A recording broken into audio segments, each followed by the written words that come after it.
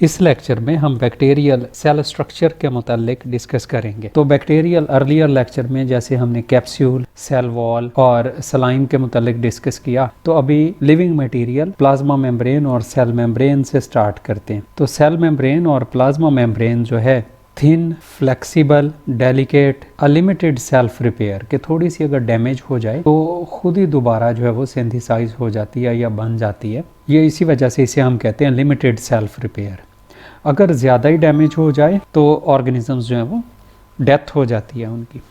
Chemically phospholipids और protein से मिलकर बनी हुई है, जैसे सारी यूकैरियोटिक मेम्ब्रेन्स भी होती हैं।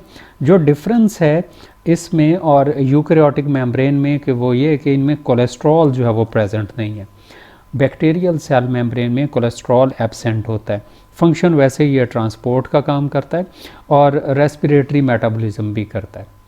रेस्पिरेटरी मेटाबॉलिज्म हम मिजोसोम में अभी डिस्कस करते हैं कि कैसे मेम्ब्रेन जो है वो रिस्पॉन्सिबल है रेस्पिरेशन करने में। तो कहीं कहीं से मेम्ब्रेन में इनफोल्डिंग्स जो हैं वो डेवलप हो जाती हैं। तो कहीं कहीं मेम्ब्रेन में जो है वो इनफोल्डिंग्स बन जाती हैं। वो इनफोल्डिंग्स जो हैं इन को हम कहते हैं मिजोसोम्स। तो ये जो मिजोसोम्स इनफोल्डिंग्स या इन्वेजिनेशन है, they may be in the form of vesicles, tubules और लेमिला। और ये वेसिकल्स या लेमिला या tubules in the form of mesosomes role play करते हैं डीएनए रेप्लिकेशन में और सेल डिवीजन में। और इनके ऊपर मौजूद हैं रेस्पिरेटरी एंजाइम्स, जिस वजह से रेस्पिरेशन में हेल्प करते हैं। और फोटोसिंथेटिक बैक्टीरिया में इनमें फोटोसिंथेटिक पिगमेंट्स, बैक्टीरियो क्लोरोफिल और एंजाइम्स प्रेजेंट होते हैं, जिस वजह से बैक्टीरिया जो हैं वो फोटोसिंथेसिस भी इन्हीं मिजोसोम्स की हेल्प से करते हैं। और बैक्टीरिया में वो जगह, ये न्यूक्लियोइड जो है वो जगह जहाँ डीएनए मॉलिक्यूल प्रेजेंट है और न्यूक्लियर मेम्ब्रेन तो एब्सेंट है, जैसा हमने पीछे डिस्कस किया था कि प्रोकैरियोट होने की वजह से। एक ही क्रोमोसोम है इसको में और इस क्रोमोसोम को गोनोफोर भी कहते हैं। और न्यूक्लियोइड ऐसा रीजन है जिसमें ये क्रोमेटिन बॉडी मौजूद है, इसी वजह से इसका नाम nuclear region, chromatin body, nuclear body कुछ भी है।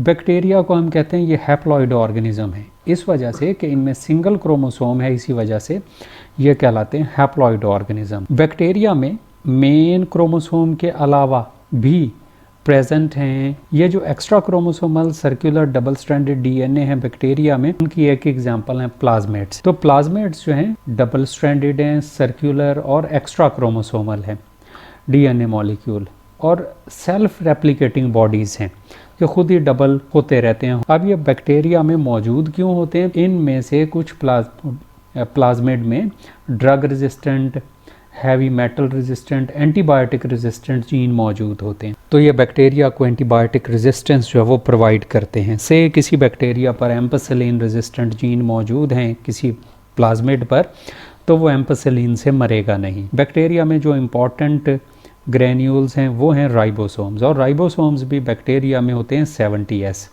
राइबोसोम्स हमें पता है आरएनए और प्रोटीन के मॉलिक्यूल हैं, प्रोटीन के ग्रेन्यूल्स हैं जो समटाइम्स तो स्कैटर्ड हैं साइटोप्लाज्म में जैसे यहाँ पर, और they may attached at the surface of the plasma membrane sometimes. Role इनका ज़ाहिर है वो प्रोटीन सिंथेसिस में रोल प्ले करते हैं बैक्टीरिया के लिए। इसके अलावा बैक्टीरिया में साइटोप्लाज्मिक इंक्लूजन्स मौजूद हैं, या जिन्हें हम कहते हैं granules and storage bodies present होते हैं।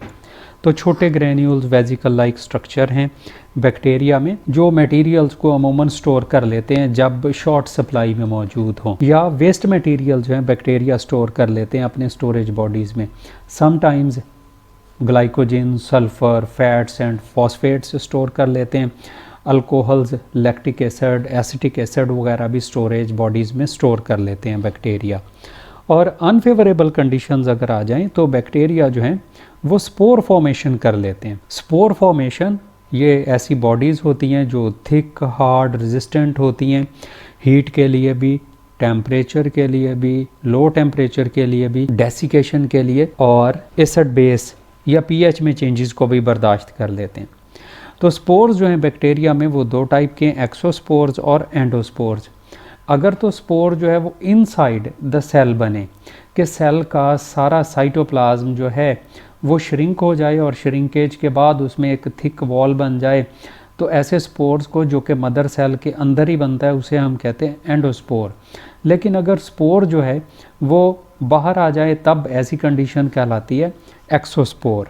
अगर स्पोर्स जो हैं वो डेवलप ही बाहर हों, ऐसी कंडीशन जो है वो एक्सोस्पोर कहलाती है। तो बैक्टीरिया अनफेवरेबल कंडीशन में स्पोर बना लेते हैं। समटाइम्स बैक्टीरिया में ट्रांसफॉर्म इनटू द सिस ऐसी कंडीशन है, ये भी होते डॉर्मेंट हैं, थिक वॉल्ड हैं, डेसिकेशन रेजिस्टेंट हैं, but they are not heat resistant. यही बड़ा फ़र्क है, दोनों की सेल वॉल की केमिकल कंपोजिशन में भी फ़र्क है स्पोर की और सिस्ट की। लेकिन इम्पॉर्टेंट वन फ़र्क है कि स्पोर्स जो हैं दे आर हीट रेजिस्टेंट और सिस्ट जो हैं they are not heat resistant. तो ये था कुछ overview about bacterial cell structure. उसके थोड़े से कंपोनेंट्स हमने स्टडी किए, जैसे उसकी सेल मेम्ब्रेन और सेल मेम्ब्रेन में जो इन्वेजिनेशन है, उसकी न्यूक्लियर बॉडी और प्लाज्मेट्स।